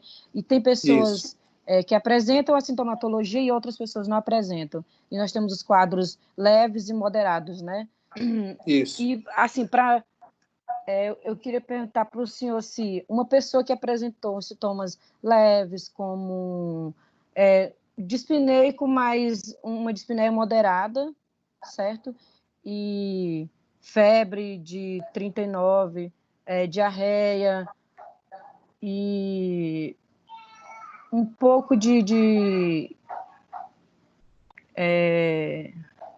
como é que eu posso falar, meu Deus? Um pouco de dispneia e... Só que esses sintomas não evoluíram. Ele permaneceu durante 10 dias, mais ou menos, entendeu? Entendi. Só que, aí o que eu quero perguntar para o senhor, porque ela falou uma coisa que eu fiquei meio receosa, que ela disse assim, que pacientes que estavam com Covid tiveram uma melhora, receberam alta, foram para casa, e depois de passado alguns dias, retornaram ao hospital e alguns desses pacientes foram a óbito. Então, eu queria saber se o senhor acha necessário essas pessoas, algumas pessoas que tiveram essa sintomatologia leve, se é necessário elas procurarem, né, a UPA para estar fazendo o teste, para estar fazendo um acompanhamento melhor. Isso, assim, o ideal, assim, o que seria o mundo ideal? Seria os postos de saúde todos estarem abertos, funcionando até as 19, 20 horas, para poder ocorrer todo o fluxo de acordo com a hierarquização do SUS. Ou seja, os sintomas leves, antes de ser esses moderados, que quando começa a dispneia já é moderado já, assim, mesmo sendo leve. Procurar os postos para poder fazer acompanhamento com o médico. E também, assim, foi disponibilizado um recurso pelo Ministério, só que não foi divulgado, popularizado nem explicado para os municípios como é que seria essa utilização, que no caso seria telemedicina. Foi até liberado. Porque o que seria o ideal, Cláudio? Essa pergunta foi excelente. Seria assim, vou passar para vocês o fluxograma. Seria um paciente com sintomas leves, está com febre, diarreia, esse quadro arrastado, tudo, e na unidade básica de saúde, ser avaliado para a equipe com um médico e enfermeiro, e avaliado os sintomas. Se em condições assim, ideais, seria também na própria unidade fazer o teste rápido, para poder avaliar, porque o teste rápido também tem umas limitações. Eu não consegui passar isso para vocês, mas assim, o marcador de IgM, o paciente tem que estar de 5 a 7 dias já com sintomas, para poder marcar imunologicamente lá no teste. Já nesse caso, como você falou na situação assim, da unidade básica de saúde, ele teria que ir para a UPA e na UPA fazer o exame para poder fazer o diagnóstico, que seria a sorologia ou o teste PCR. O que está acontecendo em Imperatriz? O teste PCR não é feita análise aqui, é mandado para fora. E com esses lockdowns que está tendo em São Luís, em Belém, e também como diminuiu a malha aérea, praticamente está sendo impossível a gente mandar o material. E assim, a partir do momento que é coletado suave nasal, pessoal, até 48 horas tem que estar no laboratório para fazer o exame, senão é perdido esse material. Então, Imperatriz, o que está sendo feito, Cláudio, para fazer o diagnóstico nessas fases que você apresentou? Infelizmente, a tomografia de tórax, que a gente está utilizando o parâmetro. Viu? E, a partir desse momento, iniciar a questão do tratamento de acordo com os protocolos de cada cidade, de cada estado. Viu? É feito isso para poder fazer o acompanhamento e o segmento. Viu? Tá bom, professor, muito obrigada. E outra dúvida. Assim, eu tive asma dos 13 aos 17 anos, que eu até usei a bombinha, né, a aerolinha, usei um bom tempo. Só que eu fiz, né, o tratamento, a médica mandou queria que eu fizesse o desmame da bombinha e eu fui fazendo aos poucos, né? E aí eu sinto ainda, apresento alguma sintomatologia. Por exemplo, quando eu fico nervosa, eu sinto taquicardia e começo a sentir falta de ar. E aí, o meu sogro, eu perguntei para o senhor por quê. O meu sogro teve todos esses sintomas, né? Moderados, que no caso ele ficou dispneico, teve essa febre, mas ele tomando as medicações, né? Algumas medicações, e ele queria fazer esse teste. Só que aí diz que tá em falta aqui em Imperatriz, né? E eu apresentei alguns sintomas, como eu tive febre de 40 graus, né? Senti um pouco de falta de ar, bem assim, pouca mesmo. E muito frio e tive bastante diarreia e dores muito fortes de cabeça. Só que o meu durou, assim, tipo, 8 dias, mais ou menos, sabe? Assim, essa dor de cabeça, esse desconforto abdominal, durou esse período. E aí eu estava tomando nebulização, aí, assim, essas pessoas mais idosas, eles têm, assim, acreditam em alguns mitos, né? E aí a minha sogra me falou que não podia tomar nebulização, porque piorava o quadro, né? Aí eu não preferi discutir. Eu queria que você me dissesse alguma coisa sobre isso, sobre a nebulização.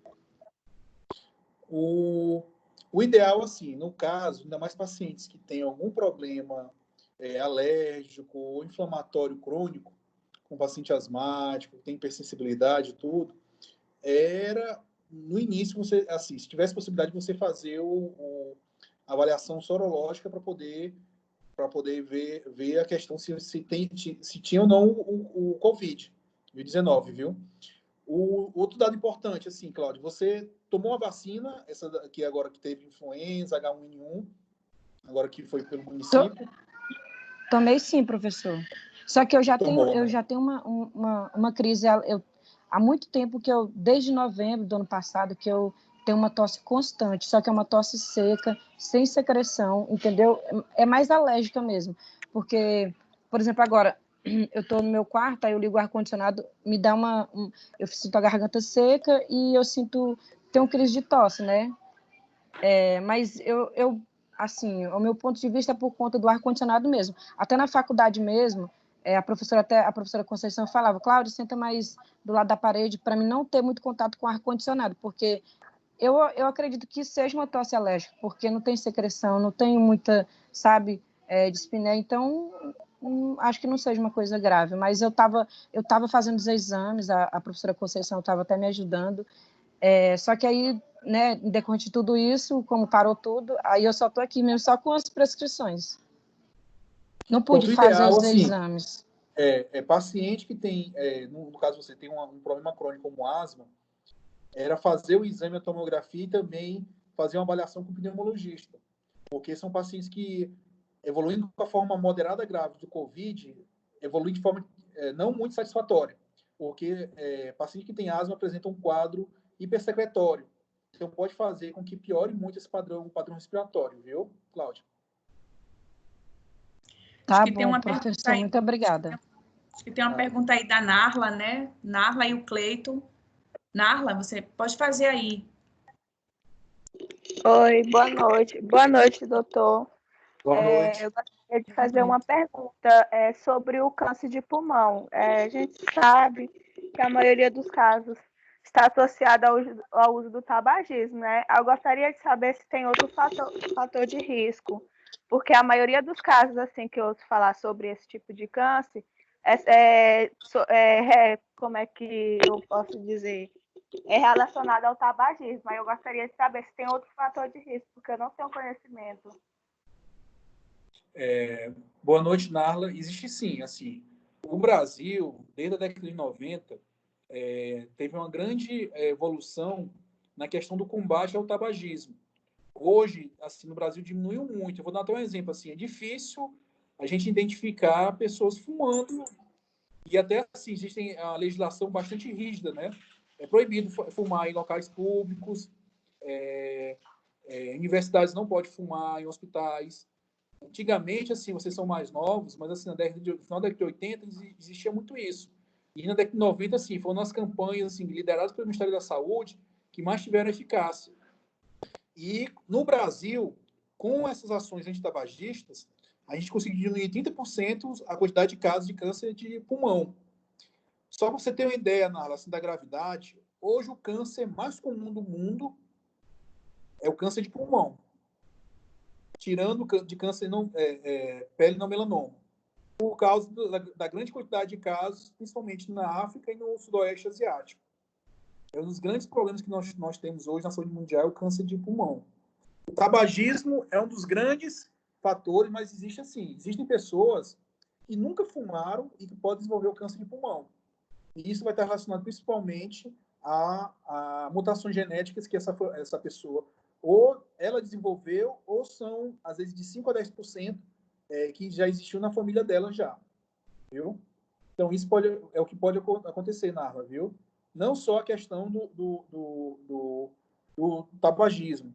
Ingestão de bebidas alcoólicas também está relacionada com algum tipo de câncer de pulmão, viu? Tá certo? E mutações genéticas, que é a causa mesmo que mais ajuda com o fator multifatorial no surgimento do câncer de pulmão. Ah, tá. Tudo bem, então minha dúvida era só essa mesmo. Muito obrigada. Nada, boa noite. Boa noite. O Cleito, ainda tem alguma pergunta, Cleito? Ou mais algum aluno que queira fazer a respeito?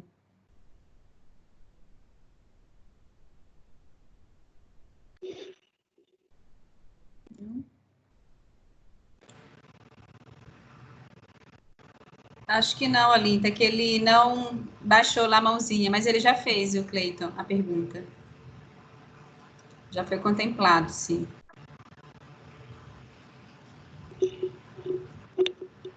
Eu tenho outra dúvida. Não é relacionada ao sistema respiratório, mas assim, sobre o câncer de útero. É necessário, quando não está em uma fase assim bem avançada, é necessário fazer a retirada do órgão ou tem tratamento para poder não retirar o útero?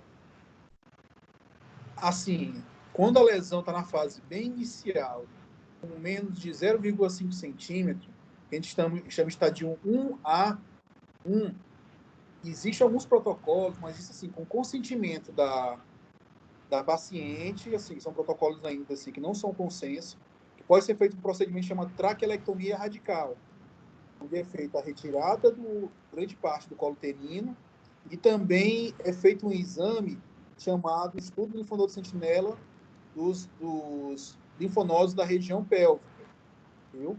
Mas o tratamento clássico é a retirada do órgão do útero. O que a gente discute com os pacientes jovens é que a gente deixa os ovários, para a paciente não entrar nos sintomas do climatério, de uma fase assim, muito precoce, depois não ter problema de osteoporose, problema cardiovascular, pela ausência do ovário. É feito até algumas cirurgias que a gente às vezes é obrigado a retirar o colo e o útero, a esterectomia total ampliada. A gente, com a possibilidade da paciente fazer ou não radioterapia, a gente solta os ovários e coloca ele numa posição mais abdominal, para poder o campo da radioterapia não comprometer o funcionamento desses ovários, viu? Pois, Narla. De regra, o tratamento padrão, internacionalmente, é realizar, assim, quando já está confirmado mesmo câncer de colo uterino, câncer mesmo, não lesão in situ, é realizar a esterectomia total ampliada. Em alguns casos, pode ser feita essa traquelectomia radical, mas não é consenso ainda não, viu? Tudo bem, então. Obrigada pela explicação. Ok. Doutor Gumercindo, não tem mais nenhum questionamento, então nós vamos encerrar com o senhor, porque o senhor está de sobreaviso, está de plantão hoje, né? Eu estive mais cedo com a doutora Germana e ela comentou isso comigo. Quando a gente fala doutor Gumercindo, automaticamente a gente remete à memória ao nome da doutora Germana, né?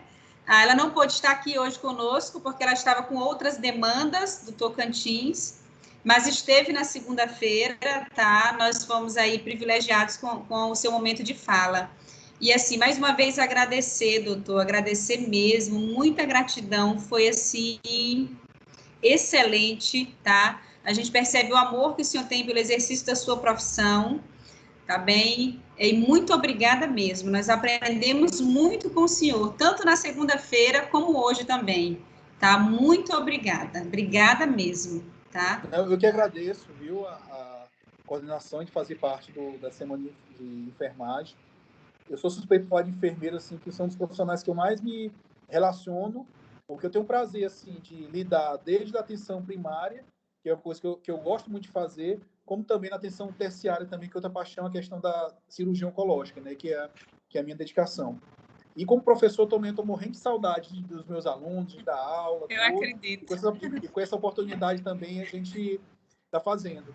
E até confidenciar uma coisa para vocês, até que o enfermeiro Anderson, nosso coordenador do curso de medicina, a gente está baseado nessa experiência do sucesso que vocês tiveram aí, a gente está fazendo também uma ação agora durante todo o mês de junho, a UFMA vai fazer também, viu? Eu estou só esperando o conselho do curso autorizar, que a gente fez a proposta, tivemos uma reunião ontem, que a gente quer que seja aberto para todo mundo, não só para o pessoal da Federal do Maranhão. Aí, se for, a gente vai disponibilizar para você, para poder participar também das nossas ações também via internet, viu? Com certeza, com Tá todo joia. prazer. E eu também quero reforçar a fala da Conceição, né, agradecendo aí e dizendo que foi muito importante, não apenas porque nós não só abordamos o tema do câncer do pulmão, né, mas os cânceres em geral, né, e esse processo que se dá desde a atenção primária até a atenção terciária, né, com as cirurgias. Então, eu acho que foi muito esclarecedor e e reforço o meu agradecimento e pela participação, foi muito bom. Obrigada, viu? Boa noite. Eu que agradeço, Dona Maria. Boa noite, doutor. Muito obrigada. Nada, tchau. Boa noite a todos. Então, gente, eu também gostaria de agradecer a todos vocês que estiveram presentes aqui hoje, que não apenas hoje, mas no decorrer desta semana.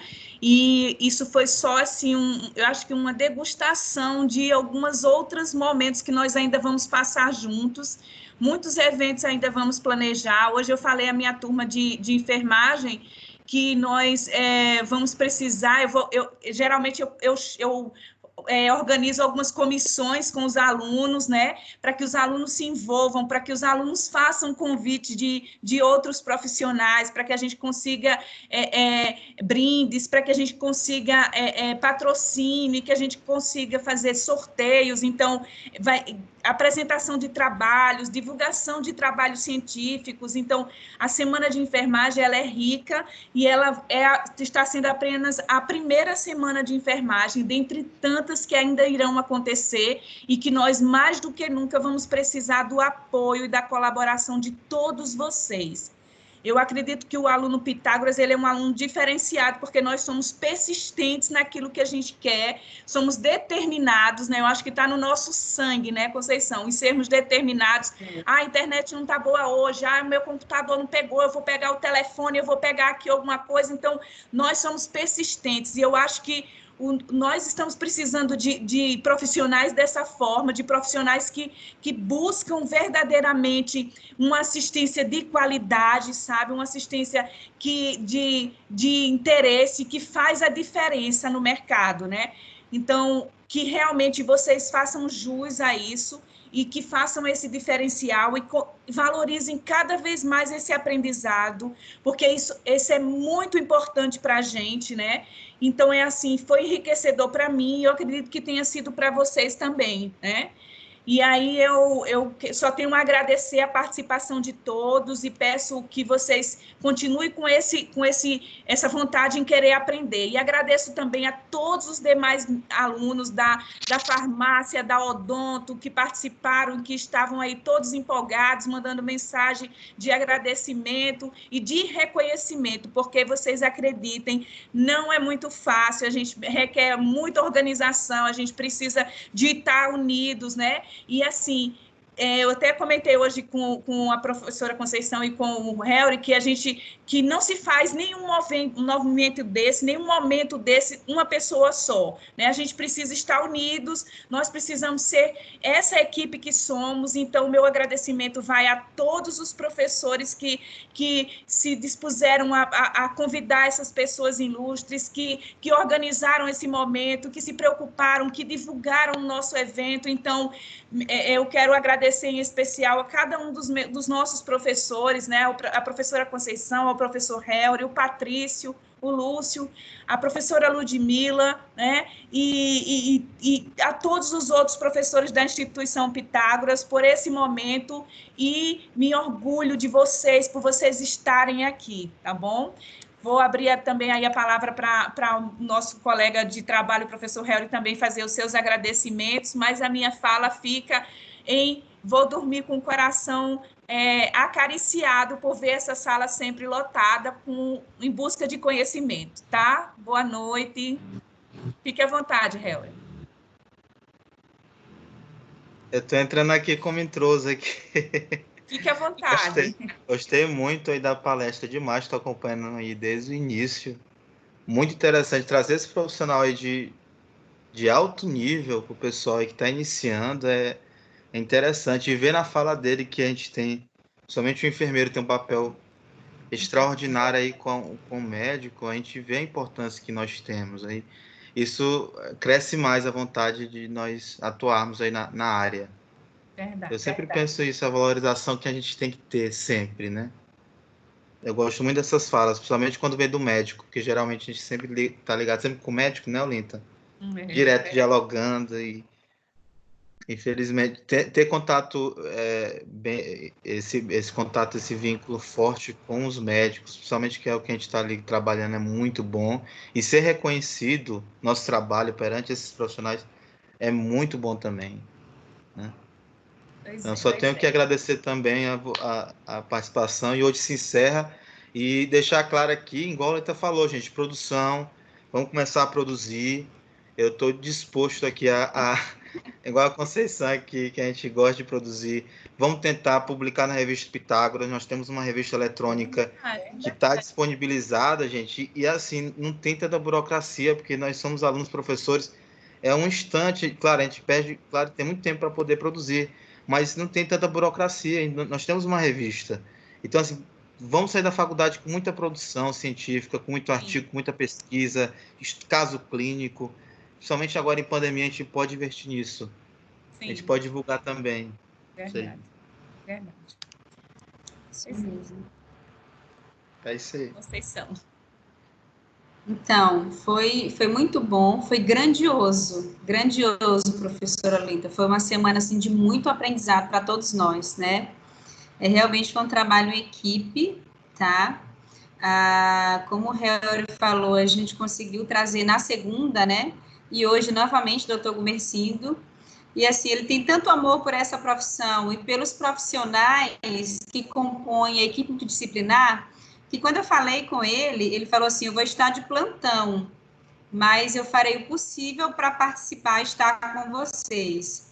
E, novamente, ele falou na segunda e repetiu hoje, do carinho e do respeito que ele tem pelos profissionais da enfermagem, né? Ele é coordenado hoje, ele falou, Conceição, a minha chefe hoje é uma enfermeira, e eu tenho muito amor por ela. Já faz algum tempo que nós trabalhamos juntos, gosto muito dela, tá? E ele é coordenado hoje por uma enfermeira. E com muito carinho e muito respeito por essa profissão. E aí, Conceição, eu gosto muito de lembrar, sabe o que? Você falou de sair agora, eu lembro muito para os meus alunos o seguinte, às vezes o aluno, quando está no início da sua formação, eles se preocupam muito em, vamos para a prática, vamos praticar, será que eu consigo realizar esse procedimento? Será que eu vou saber fazer uma sondagem? Eu ainda não aprendi a funcionar uma veia, mas aí eu gostaria só de reforçar o seguinte para vocês, né? Que é muito importante o conhecimento técnico-científico, mas o respeito, né? E a humanização, ela é fator primordial para a sua formação.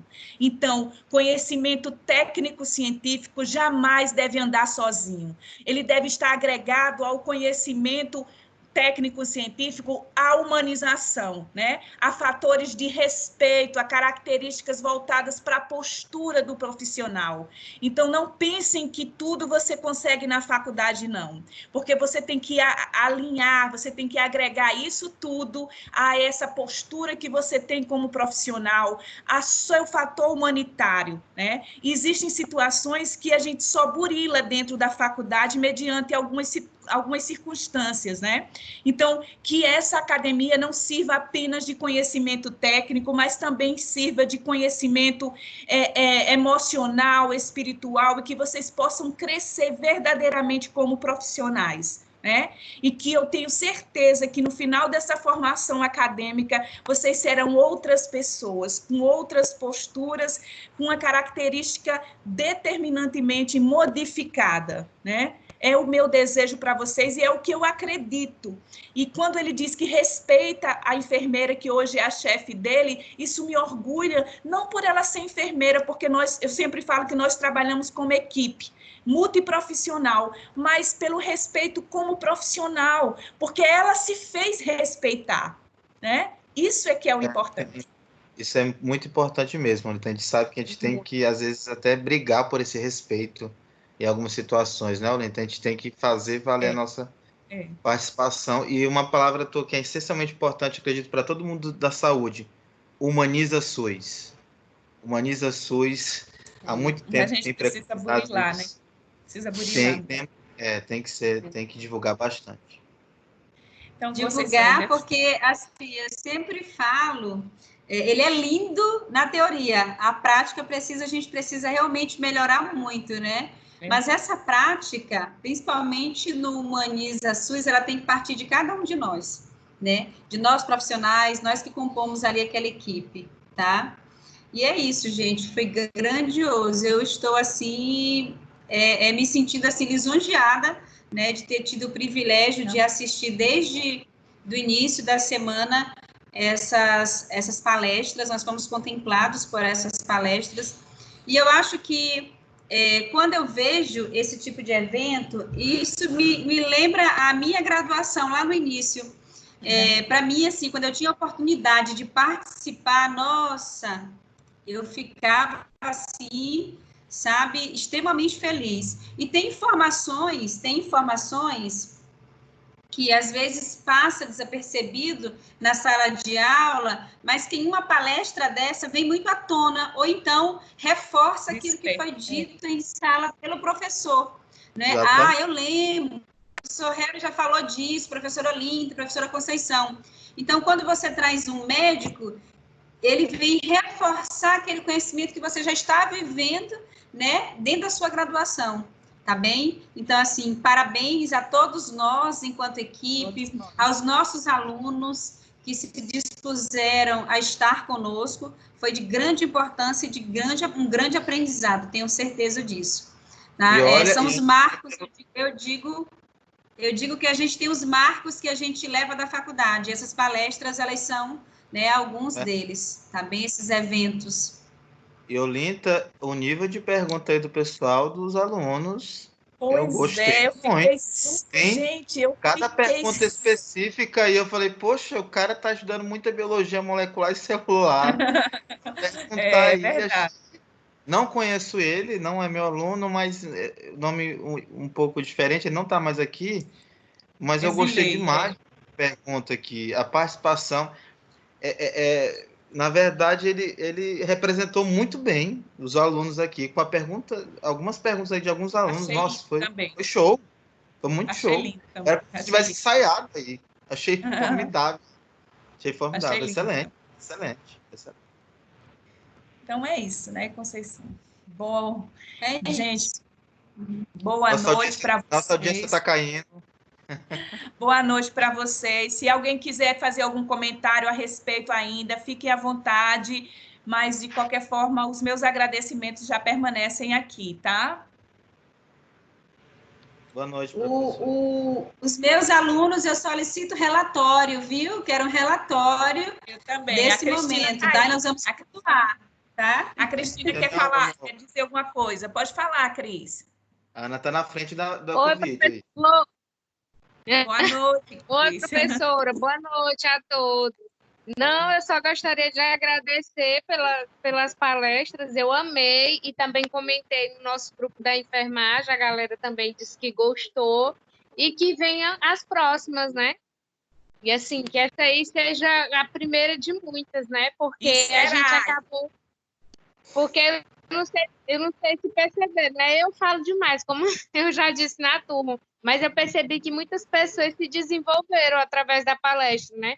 Pessoas que nem falaram, e aí começaram a perguntar, e assim, muito bom mesmo, porque a dúvida do colega nem sempre é a minha, né? Então a gente acaba aprendendo.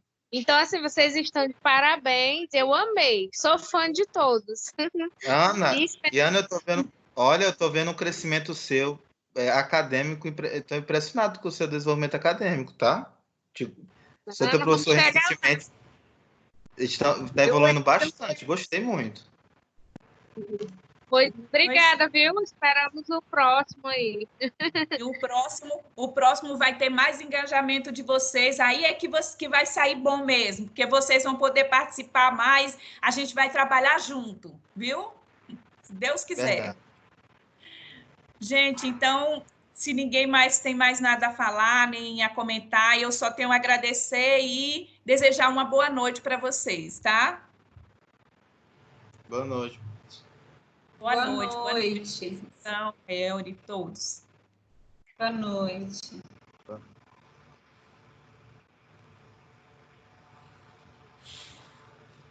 Teve muita gente, né, Conceição? Muita gente. Quase 80 Boa pessoas. Boa noite, obrigada, né? viu, professora? Boa noite, Claudinha. Boa noite. Muito obrigada. Foi enriquecedor, viu, essas palestras. Ah, é a Cláudia da Brenda. É a Cláudia. A Cláudia da Brenda, professora. Para poder lembrar. Mas muito obrigada. Muito obrigada mesmo, viu? Foi muito enriquecedor e só tenho a agradecer e que falar igual a colega, né? Que venham mais palestras para enriquecer mais ainda o nosso conhecimento, que conhecimento nunca é demais, né? Sim, com certeza. Isso mesmo. Obrigada e boa noite. Que Deus proteja todos nós. Amém.